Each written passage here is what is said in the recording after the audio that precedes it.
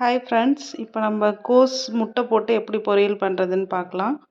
அதுக்கு தேவையான பொருள்: வெங்காயம் 1 சின்னது கட் பண்ணி வச்சுக்கலாம், கடுகு, சீரகம், இஞ்சி பூண்டு பேஸ்ட்டு கொஞ்சோண்டு, கருவேப்பிலை, கோஸ் சின்னதாக கட் பண்ணி வச்சுக்கலாம், கொஞ்சோண்டு உளுத்தம்பருப்பு, கேப்சிகம் 1 ஆட் பண்ணிக்கலாம்.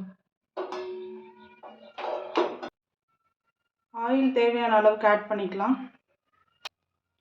கடுகு கொஞ்சம் சேர்த்துக்கலாம், கொஞ்சமாக சீரகம், பொரிஞ்சதும் கட் பண்ணி வச்ச வெங்காயம் ஆட் பண்ணிக்கலாம்.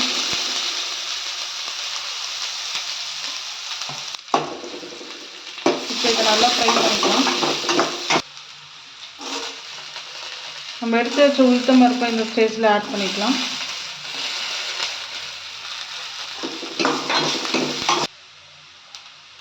கருவேப்பிலை ஆட் பண்ணிக்கலாம்.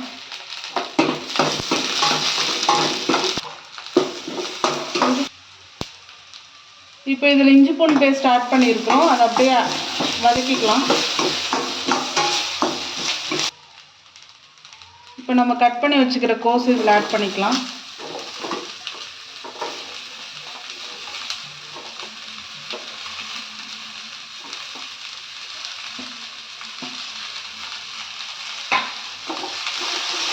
இப்போ இதை தண்ணி ஊற்றாமல் கொஞ்ச நேரம் எண்ணெயிலே வதக்கி எடுத்துக்கலாம்.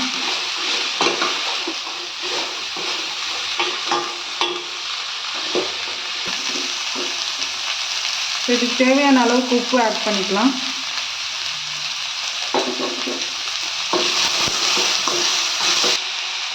இப்போ இது கூடவே நம்ம கட் பண்ணி வச்சுக்கிற கேப்சிகத்தையும் ஆட் பண்ணிக்கலாம்.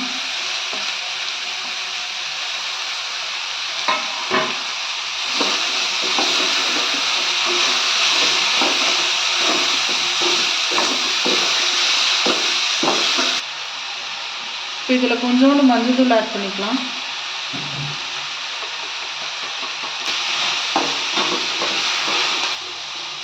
இப்போ இது நல்லா வதக்கியாச்சு. இதுக்கு ஒரு அரை கிளாஸ் தண்ணி விட்டு வேக வச்சுக்கலாம். தண்ணி விட்டு மிக்ஸ் பண்ணிவிட்டு மூடி போட்டு வேக வச்சுக்கோங்க.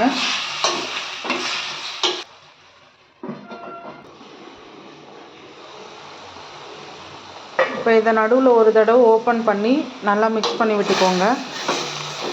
அடி பிடிக்காமல் பார்த்துக்கோங்க.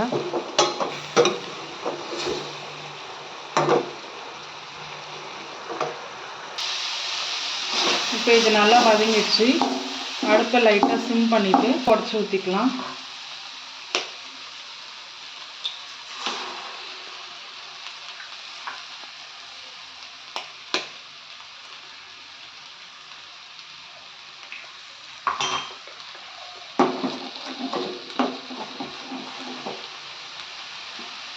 இப்போ இதை நல்லா மிக்ஸ் பண்ணி விட்டுக்கலாம். நடுவில்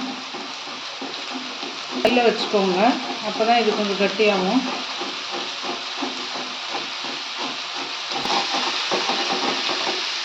இப்போ முட்டையை எல்லாத்தோடையும் மிக்ஸ் பண்ணி விட்டுக்கலாம். இப்போ முட்டை நல்லா மிக்ஸ் ஆகி வெந்துருச்சு. இதில் கொஞ்சோண்டு பெப்பர் தூள் ஆட் பண்ணிக்கலாம்.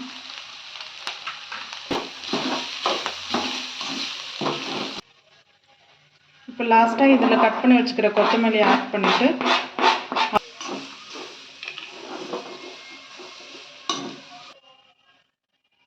அவ்வளோதான், ஹெல்த்தியான கோஸ் கேப்சிகம் எக் போட்ட பொரியல் ரெடி ஆயிடுச்சு. இதோட நம்ம ரைஸும் ஆட் பண்ணி சாப்பிட்டுக்கலாம்.